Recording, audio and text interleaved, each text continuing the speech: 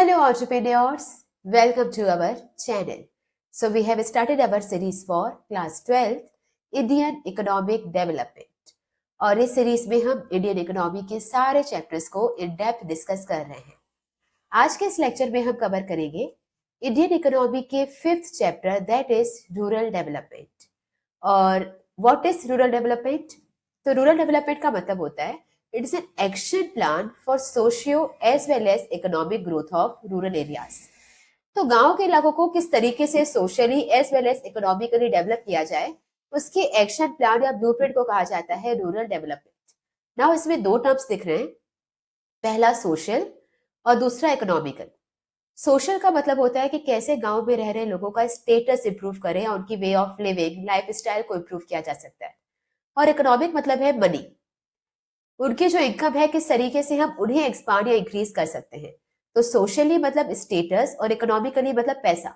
दोनों तरीके से गांव के एरियाज को कैसे डेवलप किया जाए, इसके एक्शन प्लान को हम कहते हैं रूरल डेवलपमेंट। नाउ किसी भी एरिया को अगर डेवलप करना हो तो सबसे पहले उसके चैलेंजेस को दूर करना होता है। तो हम पहले पढ़ते हैं कि गांव के एरियाज में कौन कौन से मेन चैलेंजेस है। तो नाउ चैलेंजेस को हम दो पार्ट में डिवाइड करते हैं, पहला लिंगरिंग, दूसरा एमर्जिंग। नाउ लिंगरिंग का मतलब होता है कुछ ऐसे चैलेंजेस जो अभी नए नहीं हैं, बहुत ही प्राचीन काल से हम उन्हें फेस करते आ रहे हैं और आज भी ये प्रॉब्लम हमें फेस करने के लिए मिलती है। फिर आते हैं एमर्जिंग चैलेंजेस, ये पुराने नहीं है, आज से कई साल पहले ये एग्जिस्ट नहीं किया करते थे, पर कुछ सालों से हमें ये फेस करना पड़ रहा है। तो लिंगरिंग चैलेंजेस जो प्राचीन काल से बहुत पुराने समय से चलते आ रहे हैं, एमर्जिंग चैलेंजेस जो अभी न्यू है, अभी धीरे धीरे करके ये डेवलप हो रहे हैं। लिंगरिंग चैलेंजेस को हम दो पार्ट में डिवाइड करते हैं, पहला rural credit, then rural marketing. Rural credit का मतलब होता है कि गांव में रह रहे लोगों को, स्पेशली फार्मर्स को, पहले भी लोन लेने में प्रॉब्लम जाती थी। तो पहले भी गांव में कोई बड़े बैंक्स या फिर इंस्टीट्यूशंस नहीं हुआ करते थे, तो जो फार्मर्स हैं उनको पैसा उधार लेने के लिए मनी लैंडर्स या फिर लैंडलॉर्ड्स के पास जाना पड़ता था, और वो लोग इन्हें बहुत बुरी तरह से एक्सप्लॉइट करते थे। बहुत ही ज्यादा इंटरेस्ट रेट और बहुत ही स्ट्रिक्ट रेगुलेशंस के साथ उन्हें वो लोन दिया करते थे, तो जिसकी वजह से फार्मर्स को क्रेडिट लेने में बहुत सारी प्रॉब्लम फेस करनी पड़ती थी। ये प्रॉब्लम पहले भी थी और ये प्रॉब्लम आज भी हमें फेस करनी पड़ती है। फिर आता है रूरल मार्केटिंग। मार्केटिंग का मतलब होता है प्रोडक्शन तैयार होने के बाद उसे सही मार्केट पे सही वैल्यूज में अपने प्रोडक्शन को बेचना, दैट इज मार्केटिंग। पर गांव में रह रहे लोगों को, स्पेशली फार्मर्स को, जब भी प्रोडक्शन उनका तैयार होता है तो वो सारा प्रोडक्शन उन्हें मनी लैंडर्स या फिर लैंडलॉर्ड्स को ही बेचना पड़ता है। तो उनके पास कोई सुटेबल मार्केट नहीं है जहां पे वो फेयर प्राइसेस पे अपने प्रोडक्शन को सेल कर पाए, क्योंकि वो मनी लैंडर्स लैंडलॉर्ड्स कोई सामान बेच रहे हैं तो काफी सस्ते दामों में वो लोग उनसे खरीदते हैं और उन्हें बेचना पड़ता है। तो दैट इज रूरल मार्केटिंग। ये प्रॉब्लम उन्हें पहले भी फेस करनी पड़ती थी और आज भी ये प्रॉब्लम हमें फेस करने के लिए मिलती है। फिर आता है emerging challenges. Now emerging challenges को अगेन हम दो पार्ट में डिवाइड करते हैं, first is diversification of production activities and then organic farming. Diversification का मतलब होता है कि पहले के टाइम पे तो क्या होता था कि एग्रीकल्चर हमारे जीडीपी में अच्छा खासा रेशियो कंट्रीब्यूट करती थी, तो इसलिए अभी कोई प्रॉब्लम नहीं थी क्योंकि एग्रीकल्चर से उतनी ज्यादा इनकम जनरेट होती थी। अभी प्रॉब्लम यह है कि प्राइमरी सेक्टर के कंपैरिजन में सेकेंडरी और टर्शरी सेक्टर ज्यादा कंट्रीब्यूट कर रहे हैं, तो प्राइमरी सेक्टर उतना कंट्रीब्यूट कर नहीं पा रहा है। तो अभी जरूरत है कि वहां के लोगों को एग्रीकल्चर छोड़ दें और कुछ और प्रोडक्टिव एक्टिविटीज में एंगेज हो जाए, जैसे इंडस्ट्रीज में काम करना स्टार्ट कर दे, सर्विस सेक्टर में एक्सेट्रा। तो हमें चाहिए diversification of production activities, agriculture को छोड़कर वो और भी क्या क्या चीजें कर सकते हैं उसके बारे में डिस्कशन। फिर आता है ऑर्गेनिक फार्मिंग। ऑर्गेनिक फार्मिंग का मतलब होता है कि जब ग्रीन रिवॉल्यूशन आया था तो हम बेहद खुश हो गए थे कि भैया भैया बहुत सारा प्रोडक्शन बढ़ गया है, हमारी प्रोडक्टिविटी बढ़ गई है, बहुत सारा अनाज आ गया है, सेल्फ सफिशिएंट हो गए हैं एक्सेट्रा। लेकिन प्रॉब्लम ये हुआ था कि ग्रीन रिवॉल्यूशन के बाद प्रोडक्शन तो बढ़ा था लेकिन वो केमिकल्स की वजह से बढ़ा था। तो केमिकल्स को इतने सालों तक लगातार यूज करने की वजह से हमारे लैंड की फर्टिलिटी लॉन्ग टर्म के लिए डैमेज हो गई है। तो हम इस क्या करें कि वापस से हम प्रीवियस टाइम मतलब ऑर्गेनिक फार्मिंग को करना स्टार्ट कर दें, without any chemicals, without any artificial ingredients. किस तरीके से हम दोबारा अपनी फार्मिंग को रिवाइव कर सकते हैं without any chemical, is known as organic farming. तो दो चैलेंजेस जो बहुत पुराने टाइम से थे, क्रेडिट एंड मार्केटिंग। दो ऐसे चैलेंजेस जो हम आज फेस कर रहे हैं लेकिन पहले नहीं हुआ करते थे, that is diversification and organic farming. Detail में डिस्कस करते हैं। सबसे पहले बात करेंगे what is the significance of rural development. ठीक है, गांव का डेवलपमेंट तो ठीक है कि वहां का सोशियो इकोनॉमिक डेवलपमेंट होता है, लेकिन क्यों करना है? ऐसी क्या बात है रूरल एरियाज पे कि उनका डेवलपमेंट बहुत जरूरी है? तो सबसे पहला उसकी खास बात है कि bulk of population reside in rural areas. हमारी कंट्री की मैक्सिमम पॉपुलेशन आज भी गांव के इलाकों में रहती है। तो अगर हम चाहें कि इंडिया का डेवलपमेंट हो जाए without rural development, that is not possible, क्योंकि हमारी बल्क ऑफ पॉपुलेशन आज भी गांव के एरियाज में है। तो इंडिया को डेवलप करने के लिए पहले उनका डेवलप होना जरूरी है। फिर अब बात करते हैं 1991 के रिफॉर्म्स की। जब न्यू इकोनॉमिक पॉलिसी आई थी, लिबरलाइजेशन, प्राइवेटाइजेशन एंड ग्लोबलाइजेशन, तो उन सारी पॉलिसीज में इंडस्ट्रियल सेक्टर और सर्विस सेक्टर को मेजर फोकस दिया गया था। जो पीछे रह गया था वो था एग्रीकल्चर सेक्टर, तो इसको बुरी तरह से निग्लेक्ट कर दिया। एक तो हमने इन्वेस्टमेंट के लिए कुछ स्कीम्स नहीं बनाई, उल्टा पहले जो सब्सिडी सरकार दिया करती थी 1991 के बाद वो सब्सिडीज में मिलना बंद हो गई। तो कुल मिला के रिफॉर्म से सर्विस सेक्टर का तो प्रमोशन हुआ, इंडस्ट्री सेक्टर भी आगे बढ़ा, लेकिन पीछे रह गया एग्रीकल्चर। इस बात का एविडेंस क्या है? तो एविडेंस है जीडीपी ग्रोथ रेट, जो हर साल हमारी जीडीपी लगभग 7 से 8% तक ग्रो करती है, लेकिन एग्रीकल्चर सिर्फ 2% से ग्रो कर रहा है। ना दोनों में लिंक क्या है? जीडीपी में कंट्रीब्यूट करते हैं 3 सेक्टर, प्राइमरी, सेकेंडरी और टर्शरी। अगर इसमें 7 से 8% का ग्रोथ रेट दिख रहा है, इसका मतलब यह है कि वो तीनों सेक्टर को मिलाकर ग्रोथ रेट का जो एवरेज है वो 7 से 8% है। तो लगभग इन तीनों सेक्टर्स का ग्रोथ रेट भी 7 से 8% होना चाहिए। पर प्रॉब्लम यह है कि प्राइमरी सेक्टर का उतना ग्रोथ रेट है ही नहीं। इसका ग्रोथ रेट है सिर्फ 2%। इसका मतलब बाकी दोनों सेक्टर के कंपैरिजन में प्राइमरी सेक्टर काफी पीछे रह गई है। फिर हम बात करते हैं concurrent growth. Now what is concurrent growth? अगर एक इकोनॉमी में 3 सेक्टर हैं, प्राइमरी, सेकेंडरी एंड टर्शरी, तो पूरी इंडिया की इकोनॉमी को डेवलप करने के लिए तीनों सेक्टर्स का साइमल्टेनियसली ग्रो होना बहुत जरूरी है। पर हमारे कंट्री में हो रहा है कि सेकेंडरी और टर्शरी सेक्टर की ग्रोथ रेट तो ठीक ठाक है, अच्छी चल रही है, लेकिन प्राइमरी सेक्टर डेवलप नहीं कर पा रहा है। इस रीजन से क्या हो रहा है? कॉन्करेंट ग्रोथ नहीं हो रही है। तो पूरी इंडियन इकोनॉमी के डेवलपमेंट के लिए जरूरी है कि तीनों सेक्टर्स का साइमल्टेनियसली ग्रो हो, लेकिन वो ग्रो हो नहीं पा रहा है। फिर आता है, इसकी वजह से देखने के लिए मिलता है रूरल अर्बन डिवाइड। इसका मतलब ये है कि गांव के इलाके बहुत पीछे होते जा रहे हैं और शहरों के इलाके डेवलप किए जा रहे हैं। तो ये दोनों के बीच में जो गैप था वो बढ़ता जा रहा है। अब ये गैप सोशली देखिए, इकोनॉमिकली देखिए, दोनों तरह से ये गैप बढ़ता जा रहा है, जिसकी वजह से हमें फार्मर्स के बीच में एजुकेशन देखने के लिए मिलता है। जब आप देखेंगे कि आप ही के देश के जो 2 एरियाज हैं, वो दोनों के बीच में डिफरेंस ज्यादा है। एक तरफ अर्बन एरियाज में जो लोग रह रहे हैं उन्हें हर तरह की फैसिलिटी प्रोवाइड की जा रही है, पर गांव के फार्मर्स को वो फैसिलिटीज नहीं मिल रही है, जिसकी वजह से फार्मर्स में गुस्सा, प्रोटेस्ट, ये सब हमें देखने के लिए मिलता है। तो ये सारी चीजें ना हो, इसके लिए जरूरी है कि गांव के एरियाज का डेवलपमेंट किया जाए।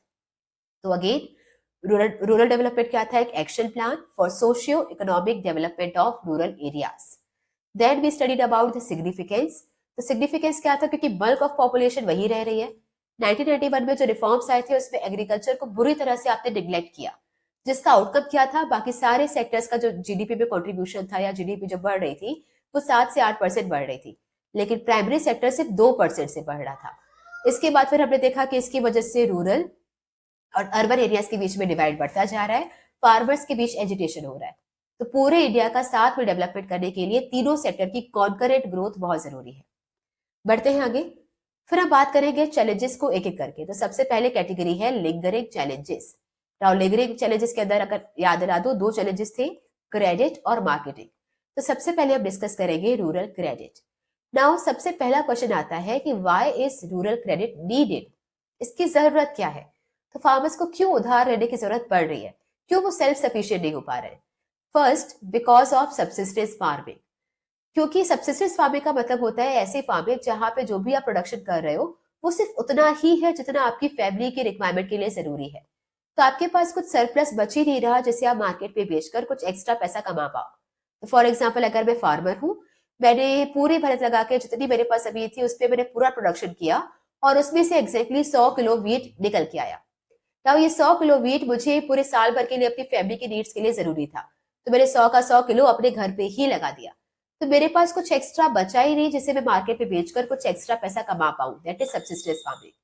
तो फार्मर्स को सिर्फ उतना ही, काफी सारे ऐसे मार्जिनल फार्मर्स हैं जो उतना ही प्रोडक्शन कर पा रहे हैं जितना उनकी फैमिली के नीड्स के लिए जरूरी है।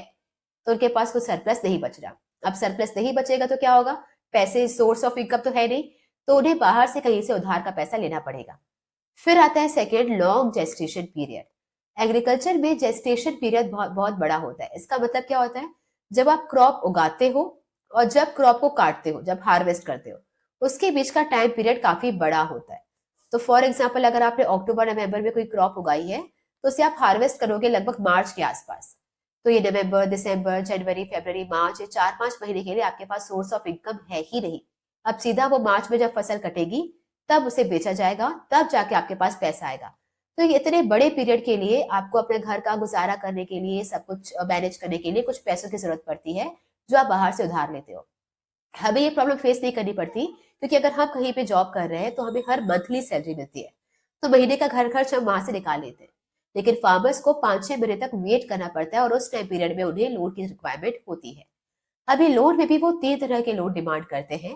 पहला है शॉर्ट टर्म लोन, दूसरा है मीडियम टर्म और तीसरा है लॉन्ग टर्म। ना शॉर्ट टर्म नाम से समझ में आ रहा है, छोटे टाइम पीरियड के लिए लोन लेते हैं। वो टाइम पीरियड क्या है, 6 महीने से लेकर 12 महीने तक। तो अगर वो कोई लोन ले रहे हैं जिसे वो 1 साल के अंदर ही रीपे कर देंगे, that is short term loan. Generally ऐसा लोन लिया जाता है सीड्स, फर्टिलाइजर, इंसेक्टिसाइड, पेस्टिसाइड, ऐसी चीजें खरीदने के लिए। तो क्रॉपिंग करने के लिए या फार्मिंग करने के लिए हमें जो सीड्स रिक्वायर्ड है, फर्टिलाइजर्स चाहिए, उन सबको अरेंज करने के लिए फार्मर्स को शॉर्ट टर्म लोन चाहिए होता है, जो कि 6 महीने से लेकर 12 महीने तक के बीच का रहता है। हमें 12 महीने के अंदर उसे रीपे करना पड़ेगा। फिर आता है मीडियम टर्म लोन। इसका टाइम पीरियड होता है 1 साल से लेकर 5 साल। तो अगर आप कोई लोन ले रहे हैं जिसे आप 5 साल के अंदर अंदर रीपे कर देंगे, तो that is medium term loan. ये जनरली लिया जाता है अपने जो एरिया है या फिर जो लैंड है उसकी फेंसिंग करवाने के लिए, वहां पे कोई वेल, कुआं बनवाने के लिए, या फिर कोई मशीनरी लेने के लिए। तो हमें कोई मोटर चाहिए, इरिगेशन की मशीन चाहिए, या फिर फेंसिंग करवानी है, वेल बनवाना है, तो इसके लिए हम मीडियम टर्म लोन लेते हैं और ये 5 साल के अंदर अंदर हमें रीपे करना होता है। फिर आता है long term loan. Now long term loan का टाइम पीरियड होता है 5 साल से लेकर 20 साल के बीच में। तो अगर आप 20 साल के अंदर अंदर कोई लोन रीपे कर रहे हो, that is long term loan. Now generally इसको लिया जाता है फॉर एडिशनल लैंड परचेज और परमानेंट इंप्रूवमेंट। तो अगर आपको कोई नई जमीन लेनी है, आपके पास कुछ और हेक्टेयर जमीन आपको चाहिए और आप वो खरीद रहे हो, तो उसके लिए आपको लॉन्ग टर्म लोन लगता है। और कभी कभी अगर एग्जिस्टिंग जमीन पर आपको कोई परमानेंट इंप्रूवमेंट करवाना है। नाउ परमानेंट इंप्रूवमेंट का मतलब होता है कि मेरे पास एक फार्म एरिया था जिसको मैं पार्टीशन करवाना चाहती हूँ, वहां पे डेयरी, पोल्ट्री, ये सब ओपन करवाना चाहती हूँ, तो ये इसे कहते हैं परमानेंट इंप्रूवमेंट। उसी पुरानी जमीन पे ही कुछ नया काम करवाना। तो जब भी इंप्रूवमेंट या फिर नई जमीन खरीदनी होती है, तो लॉन्ग टर्म लोन, जो कि 5 साल से लेकर 20 साल तक का रहता है। मीडियम टर्म 1 साल से 5 साल तक का रहता है। मशीनरी, वेल, फेंसिंग, ये सब करवाने के लिए हम इसे यूज करते हैं। शॉर्ट टर्म 1 साल के अंदर अंदर रीपे करना होता है। सीड्स, फर्टिलाइजर, इंसेक्टिसाइड, पेस्टिसाइड, इन सब के लिए हमें शॉर्ट टर्म लोन रिक्वायर्ड होता है। फिर आता है कि ये सारे loan can be productive as well as unproductive. इसका मतलब ये होता है कि कई बार अगर जो फार्मर्स लोन लेते हैं उसमें से कुछ लोन प्रोडक्टिव होता है, जो कि प्रोडक्शन के लिए यूज किया जाता है, और कुछ अनप्रोडक्टिव होता है जिसे प्रोडक्शन के लिए यूज नहीं किया गया, जिसे घर खर्च के लिए यूज किया गया है। तो फॉर एग्जाम्पल, अगर किसी फार्मर ने 50,000 रुपए का लोन लिया था, जिसमें से 40,000 का उन्होंने सीड्स, फर्टिलाइजर, इंसेक्टिसाइड, मशीन वगैरह खरीदी, और बचा हुआ 10,000 उन्होंने घर पे लगाया। घर पे मतलब घर का राशन खरीदने के लिए, बच्चों की फीस पे करने के लिए, इलेक्ट्रिसिटी बिल एक्सेट्रा। तो ये 10,000 क्या हो जाएगा, अनप्रोडक्टिव यूज, जिसे प्रोडक्शन में नहीं लगाया गया था, घर खर्च में लगाया गया था। और ये 40,000 क्या हो जाएगा, प्रोडक्टिव यूज, जिसका स्पेशली कुछ इन्वेस्टमेंट किया गया था इन देयर फील्ड। तो ये था हमारा क्रेडिट की नीड्स। अब हम बढ़ते हैं, what are the sources of rural credit. ऐसे कौन कौन से ऑप्शंस अवेलेबल है जहां से फार्मर्स लोन ले सकता है। तो मेनली 2 पार्ट्स में ये भी डिवाइडेड है। पहला है इंस्टीट्यूशनल सोर्सेस और दूसरा है नॉन इंस्टीट्यूशनल सोर्सेस। आजादी के टाइम पर जो नॉन इंस्टीट्यूशनल सोर्सेस थे, उनसे लगभग लगभग 93% ऑफ क्रेडिट लिया जाता था। नाउ पहले क्लैरिफाई करते हैं इंस्टीट्यूशनल क्या होते हैं। इंस्टीट्यूशनल मतलब ऐसी पर्टिकुलर बॉडीज जिसे सरकार ने इसीलिए ही बनाया है ताकि वो गांव के एरियाज के में जो लोग रह रहे हैं उन्हें उधारी दे सके या लोन प्रोवाइड कर सके। नॉन इंस्टीट्यूशनल मतलब जैसे सरकार ने नहीं बनाया, वो कोई स्पेशल बॉडीज नहीं है, लेकिन फिर भी क्योंकि उनके पास सरप्लस मनी है तो वो उसे यूटिलाइज कर रहे हैं दूसरों की नीड्स फुलफिल करने के लिए। तो इंस्टीट्यूशनल जो सरकार ने स्पेशली बनाए हैं और नॉन इंस्टीट्यूशनल जैसे सरकार ने नहीं बनाया लेकिन फिर भी उनके पास सरप्लस मनी है तो वो लोन देते हैं। आजादी के टाइम पर लगभग 93% of credit was taken from the non institutional sources. इसमें कौन कौन आता है? Landlords, money landers, village traders. Landlord मतलब जिनके पास बहुत बड़ी बड़ी जमीनें होती है जिसमें फार्मर्स रेंट पर या टेनेंट बन के वहां पे प्रोडक्शन करते हैं। फिर आते हैं मनी लैंडर्स जिनके पास एक्सेस मनी है तो वो उधारी पे देने का काम करते हैं। और फिर आते हैं विलेज ट्रेडर्स, बड़े बड़े व्यापारी जिनके पास करोड़ों अरबों रुपए होते हैं, वो कभी कभी लोन देने का काम करते हैं। तो इन सोर्सेस से अगर पैसा लिया जा रहा है तो that is known as non institutional sources. और आजादी के टाइम पर बहुत ज्यादा इनकी इंपॉर्टेंस थी तो 93% लोन यही से आ रहा था, तो सिर्फ 7% लोन इंस्टीट्यूशनल से लिया जा रहा था। ये चेंज हमें देखने के लिए मिला इन द ईयर 1981। तो 1981 ऐसा टर्निंग पॉइंट था जिसके बाद क्या हुआ? पहली बार majority of the loan was taken from the institutional sources. और मेजोरिटी का मतलब होता है 50% से ज्यादा। तो इससे पहले तक क्या हो रहा था? ज्यादातर लोन नॉन इंस्टीट्यूशनल से आ रहे थे और कुछ लोन सिर्फ इंस्टीट्यूशनल से आ रहे थे। 1981 वो पहला साल था जिसमें जो लोन लिया गया था उसमें 50% से ज्यादा इंस्टीट्यूशनल का कॉन्ट्रीब्यूशन था और 50% से कम था किसका? नॉन इंस्टीट्यूशनल का। ओके, तो नॉन इंस्टीट्यूशनल क्या होते हैं वो तो हमने डिस्कस किया है। इंस्टीट्यूशनल क्या होते हैं? या तो सरकार खुद लोन दे दे या सरकार ने जो कमर्शियल बैंक्स बनाए हुए हैं, SBI, union bank of India, Punjab national bank etcetera, अगर ये बैंक्स लोन दे रहे हैं तो वो भी इंस्टीट्यूशनल है। फिर आता है कोऑपरेटिव्स। 10 या 10 से ज्यादा लोग अगर मिलकर कोई सोसाइटी डेवलप कर रहे हैं जो कि क्रेडिट सोसाइटी है, जहां पे सारे मेंबर्स मिलकर कुछ पैसा कंट्रीब्यूट करते हैं और उन्हीं पैसों को फिर यूज करके किसी की नीड्स सेटिस्फाई की जाती है, तो उसे कहते हैं कोऑपरेटिव। डिटेल में पढ़ेंगे इसके बारे में। फिर आता है रीजनल रूरल बैंक, जो गांव के इलाकों में ही बनाए गए हैं, स्पेशली सिर्फ गांव के एरियाज की नीड फुलफिल करने के लिए, तो ये इंस्टीट्यूशनल में आते हैं। जबकि मनी लैंडर्स, लैंडलॉर्ड्स, ये विलेज ट्रेडर्स, ये सब नॉन इंस्टीट्यूशनल में आते हैं। अब बात करते हैं एक एक करके इंस्टीट्यूशनल की। तो सबसे पहले आता है cooperative society. Now cooperative societies क्या होती है? जब 10 से ज्यादा लोग मिलकर एक सोसाइटी डेवलप करते हैं और हर एक मेंबर कुछ पैसा कंट्रीब्यूट करता है। उसके बाद उन्हीं मेंबर्स में से अगर किसी के घर पे कोई रिक्वायरमेंट है तो वो सोसाइटी से पैसा उधार लेता है। तो जो भी मनी कंट्रीब्यूट हुआ था वो पैसा लोन की तरह दिया जाएगा मिनिमम इंटरेस्ट रेट पे, और उसके बाद कुछ टाइम पीरियड के बाद वो रिटर्न हो जाएगा। नेक्स्ट टाइम किसी नेक्स्ट मेंबर को रिक्वायरमेंट होगी तो उसे पैसा दिया जाएगा, फिर वो रिटर्न हो जाएगा। तो ये होती है कोऑपरेटिव सोसाइटीज। पूरे इंस्टीट्यूशनल सोर्सेस मिलकर जितना भी उधारी देते हैं या क्रेडिट जनरेट करते हैं उसमें से कोऑपरेटिव्स अकेले ही 15% जनरेट कर लेता है। तो ये 15% ऑफ क्रेडिट है ऑफ इंस्टीट्यूशनल सोर्सेस। तो सारे इंस्टीट्यूशन मिलकर जितना लोन दे रहे हैं उसका 15% कोऑपरेटिव्स दे रहा है। और उसकी खास बात क्या है? पहली खास बात है टाइमली फ्लो ऑफ क्रेडिट। ये फार्मर्स को लोन प्रोवाइड करते हैं एज एंड व्हेन रिक्वायर्ड, जैसे उनको जरूरत पड़ती है, बिना ज्यादा किसी फॉर्मेलिटी के, बिना कुछ कोलेट्रल, बिना कुछ गिरवी रखवाए उन्हें वो लोन दे देते हैं, तो टाइम से उनको लोन मिलता है। दूसरा यहाँ पे लिखा नहीं हुआ पर आप लिखेंगे that is reasonable interest rate.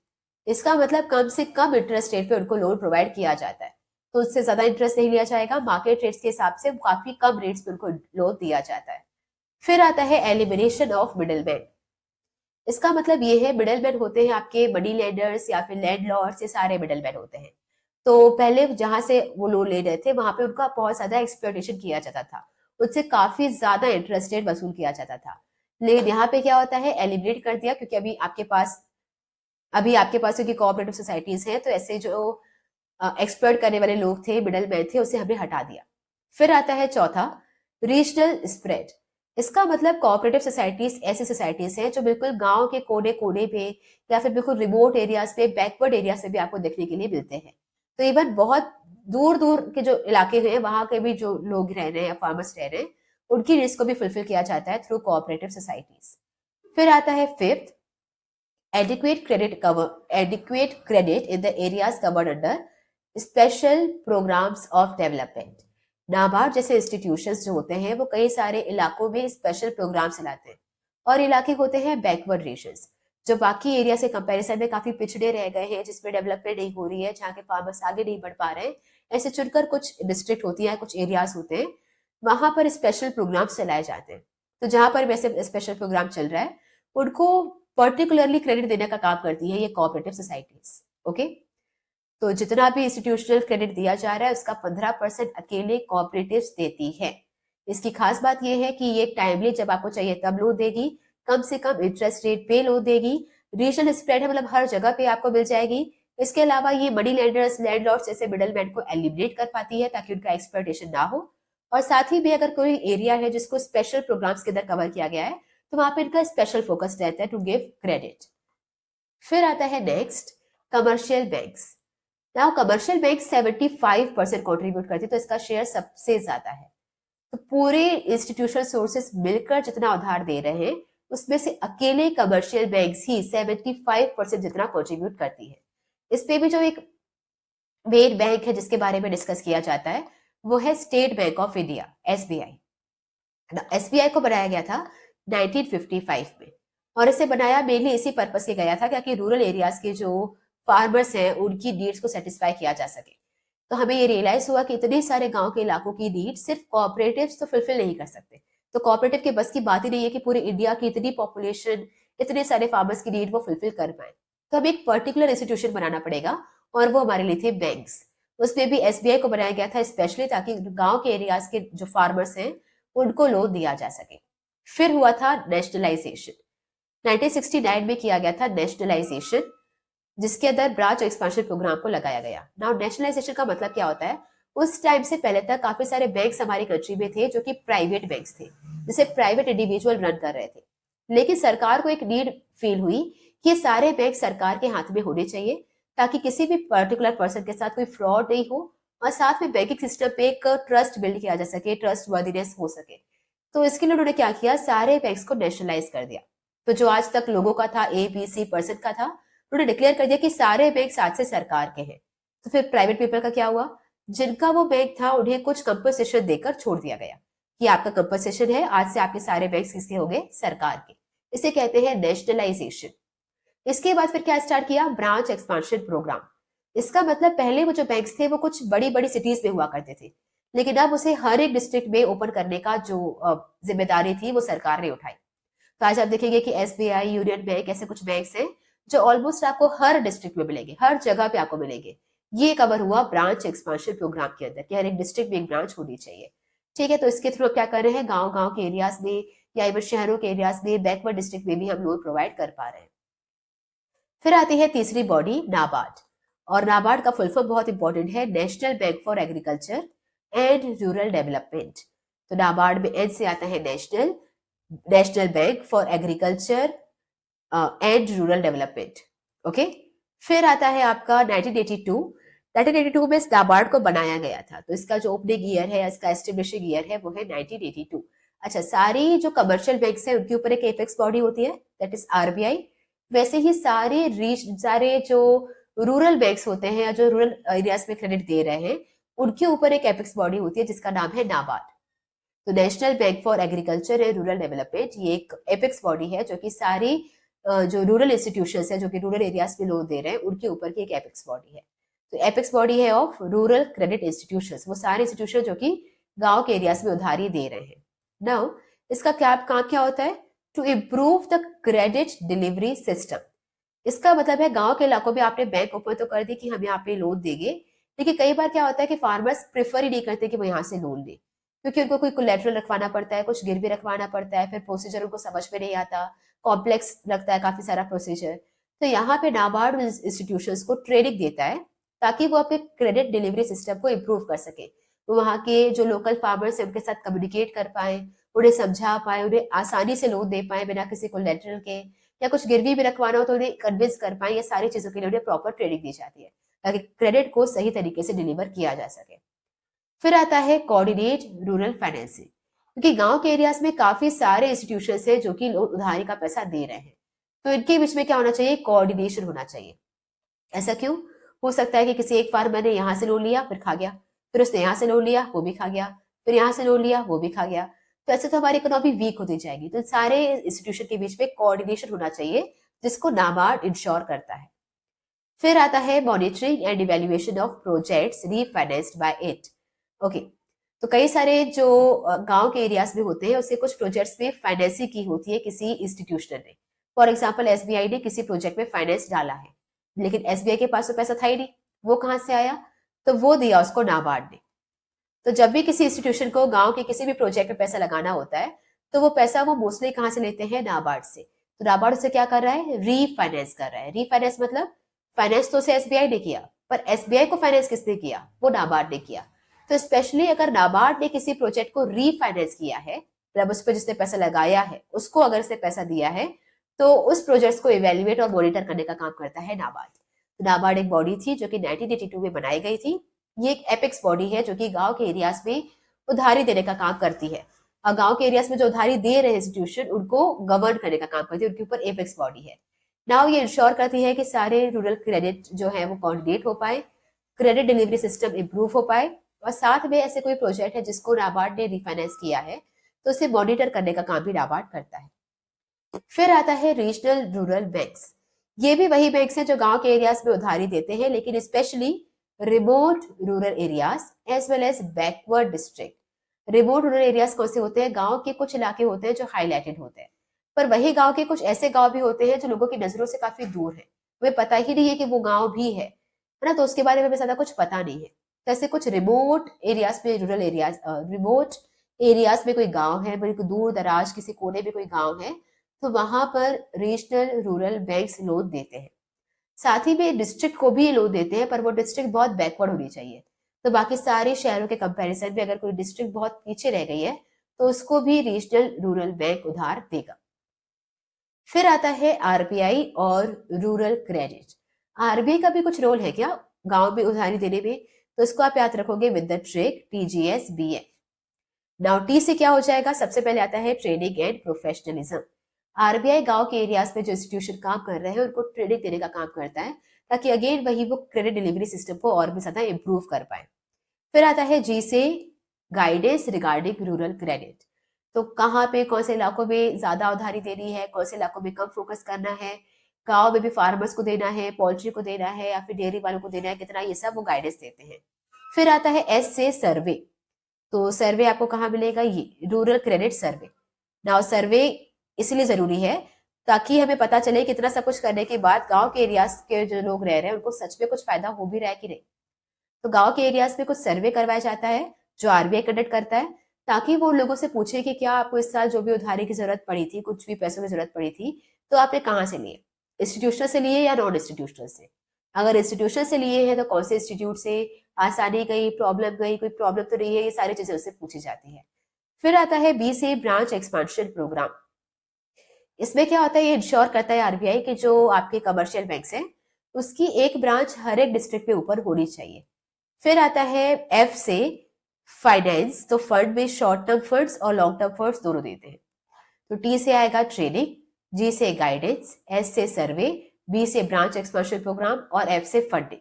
तो टी से ट्रेनिंग देना, जी से गाइडेंस देना, एस से सर्वे करवाना ताकि पता चले कि गांव के एरियाज में जो लोग रह रहे हैं उनको वाकई में फाइनेंस मिल रहा है या नहीं मिल रहा। फिर बी से आता है ब्रांच, हर एक डिस्ट्रिक्ट में हर एक जगह पे एक ब्रांच होनी चाहिए। और फिर एफ से आता है funds, short term funds, long term funds etcetera. अभी एग्जैक्टली हमारा आरबीआई का बना था 1935 में, तो अभी तक हमने 3 इयर्स या 4 इयर्स पढ़े हैं। पहला 1981, ये वो साल है जिसमें पहली बार ट्रांजिशन आया। इससे पहले तक नॉन इंस्टीट्यूशनल सोर्सेज से ही पैसा लिया जा रहा था, लेकिन 1981 में पहली बार ऐसा हुआ कि इंस्टीट्यूशनल से का जो सोर्स है, मतलब मेजोरिटी ऑफ क्रेडिट इंस्टीट्यूशनल से लिया गया था। फिर आया 1955, ये वो साल था जिसमें एसबीआई बनाया गया था। फिर एक साल आया 1969, ये वो ईयर था जिसमें नेशनलाइजेशन किया गया था और उसके बाद ब्रांच एक्सपांशन प्रोग्राम चलाया गया था। फिर हमने ये एक ईयर देखा 1982 जिसमें नाबार्ड बनाया गया था, और देन 1935 जिसमें आरबीआई डेवलप हुआ। तो 81 में पहली बार ऐसा हुआ था कि majority of credit institutional sources से लिया गया था। 55 में एसबीआई डेवलप किया, 69 में हमने ब्रांच एक्सपांशन प्रोग्राम्स के लिए नेशनलाइजेशन किया, फिर 35 में आरबीआई, 82 में नाबार्ड। बढ़ते हैं आगे। फिर आता है what is micro credit programmes and self help group. तो माइक्रो क्रेडिट प्रोग्राम कुछ ऐसे प्रोग्राम्स हैं जहाँ पे छोटे छोटे लोन्स दिए जाते हैं इंडिविजुअल्स को, ताकि वो सेल्फ एम्प्लॉयमेंट परस्यू कर सके। नाउ सेल्फ एम्प्लॉयमेंट का मतलब होता है कि आप किसी और के अंडर काम नहीं कर रहे हो, नौकरी नहीं कर रहे हो, अपना ही कुछ बिजनेस चला रहे हो, अपनी छोटी छोटी कुछ दुकानें खोल रहे हो। तो ये इंटरप्राइजेस ओपन करने के लिए छोटे छोटे लोन दिए जाते हैं टू द इंडिविजुअल्स, जिसको जाना जाता है with the name of micro credit programmes. Now ये एक इनफॉर्मल क्रेडिट डिलीवरी सिस्टम है जिसको आरबीआई गवर्न नहीं करता है। तो ये अपने अपने लेवल पर खुद ही चलते हैं, जहाँ पे सारे लोग हैं वो पैसा कंट्रीब्यूट करते हैं, एक दूसरे की हेल्प करते हैं, उनको उधार देते हैं ताकि वहां पे सेल्फ एम्प्लॉयमेंट हो सके। ये हर एक कंट्री में अलग अलग नाम से जाने जाते हैं। हमारे कंट्री में इसका एक जो नाम फेमस है वो है self help group, SHG। Full form है सेल्फ हेल्प ग्रुप। ठीक है, तो ये एक प्रोग्राम है जो हमारे इंडिया में ज्यादा फेमस है। ये प्रमोट करता है saving habit among the members. तो इस ग्रुप में जितने भी लोग हैं वो हर महीने कुछ ना कुछ पैसा इसमें सेव करते हैं और इसका एक फंड बनता जाता है। फिर जब भी किसी पर्सन को रिक्वायरमेंट होगी उसे ये फंड दे दिया जाएगा। ओके, इसमें आज हमारे कंट्री में 50 लाख से ज्यादा सेल्फ हेल्प ग्रुप ओपन हो चुके हैं, जिसमें 6 करोड़ से ज्यादा विमेन मेंबर्स हैं। तो हमारे कंट्री में स्पेसिफिकली 50 लाख से ज्यादा सेल्फ हेल्प ग्रुप है, जिसमें 6 करोड़ से ज्यादा विमेन एंगेज्ड है। तो मोस्टली ये जो ग्रुप्स होते हैं वो विमेन के लिए ही बनाए जाते हैं। तो माइक्रो क्रेडिट प्रोग्राम जो छोटे छोटे अमाउंट ऑफ लोन देते हैं टू इंडिविजुअल, ताकि वो अपना खुद का धंधा या फिर सेल्फ एम्प्लॉयमेंट स्टार्ट कर सके। फिर आता है इंस्टीट्यूट इनफॉर्मल। ये से आरबीआई गवर्न नहीं करता है, ये हर एक लेवल पर मेंबर से इसको गवर्न किया करते हैं। हर एक कंट्री में अलग अलग माइक्रो क्रेडिट प्रोग्राम चलता है। हमारी कंट्री में specially self help group programme चलाया गया है, जिसमें 50 लाख से ज्यादा तो सेल्फ हेल्प ग्रुप है, 6 करोड़ से ज्यादा फीमेल मेंबर्स है। बढ़ते हैं आगे। फिर आता है what is the role of self help group. ये इंपॉर्टेंट इसलिए क्योंकि लास्ट ईयर या उसके लास्ट ईयर 2024 या 25 में ये क्वेश्चन आपके सीबीएसई बोर्ड एग्जाम में आ चुका है। तो पहला है financial inclusion. Self help group encourage करता है सारे सेविंग्स को। तो हर कोई, अगर आप छोटे फार्मर्स हो, मार्जिनल फार्मर हो या फार्मर नहीं भी हो, अगर आप कोई मेंबर बनना चाहते हो तो इसमें हर महीने आपको कुछ ना कुछ सेविंग्स डालनी पड़ेगी। तो गांव के लोगों में सेविंग्स को ये इनकरेज करता है और उसके बाद फिर जब भी उन्हें जरूरत पड़ेगी तो टाइम से कम इंटरेस्ट के साथ इनको लोन दिया जाएगा। फिर आता है विमेन एम्पावरमेंट। हमने अभी देखा कि more than 6 crore females are members of self help group. तो इसमें ज्यादातर जो सेल्फ हेल्प ग्रुप होते हैं वो विमेन के ही होते हैं, जिससे उनका कॉन्फिडेंस बूस्ट होता है, उनके पास एक डिसीजन मेकिंग पावर आती है, जहां अपना पैसा सेव करके वो लोन भी ले सकती है। फिर आता है poverty reduction and livelihood generation. तो सेल्फ हेल्प ग्रुप जो है वो माइक्रो एंटरप्रेन्योरशिप प्रमोट करता है। ओके, तो यहाँ पर आपको लोन दिया जाएगा ताकि आप अपना सेल्फ एम्प्लॉयमेंट या कुछ भी एक बिजनेस अपना स्टार्ट कर सके। और जब आप अपना बिजनेस स्टार्ट करते हो तो इससे आपकी लाइवलीहुड भी मिलती है, एक एम्प्लॉयमेंट भी जनरेट होगी और फिर आप पैसा कमाओगे तो पॉवर्टी भी कम होती है। फिर आता है risk sharing and social security. तो जो सेल्फ हेल्प ग्रुप में जितने भी मेंबर्स होते हैं वो एक दूसरे की हेल्प करते हैं ड्यूरिंग द क्राइसिस। तो कोई भी नेचुरल डिजास्टर आ गया, कुछ बीमारी आ गई, कुछ भी फाइनेंशियल इमरजेंसी है, किसी भी मेंबर के पास अगर पैसा नहीं है तो उसे वो पैसा प्रोवाइड किया जाएगा by the self help group. मतलब बाकी जो मेंबर्स हैं वो उसे पैसा देंगे। बढ़ते हैं आगे, एडवांटेजेस ऑफ रूरल क्रेडिट। इतना कुछ करने के बाद एग्जैक्टली हमारे कंट्री में क्या कुछ इंप्रूवमेंट देखने के लिए मिला है? तो हाँ, गांव के जो इलाकों में जो हमें क्रेडिट या उधारी देना शुरू की उसके काफी सारे एडवांटेजेस थे। पहला था 1969 में जब हमने नेशनलाइजेशन किया, उसकी वजह से हमारे कंट्री में सोशल बैंकिंग स्टार्ट हो सकी। इससे पहले इकोनॉमिक बैंकिंग होती थी।